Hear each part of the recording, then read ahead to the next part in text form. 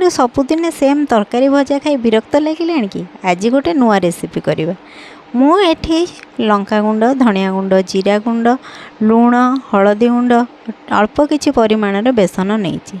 ବାଇଗଣକୁ ଏଇଭଳି ଲମ୍ବା ଲମ୍ବା କାଟିଦେଇ ଗୋଳା ହୋଇଥିବା ମସଲା ଗୁଣ୍ଡକୁ ବାଇଗଣର ଦୁଇ ପଟରେ ଭଲ ଭାବରେ ଦେଇ ଦିଅନ୍ତୁ। ଦେଖନ୍ତୁ ମୁଁ ଏଠି କେମିତି ଲମ୍ବା ଲମ୍ବା ବାଇଗଣ କାଟି ଦେଇଛି।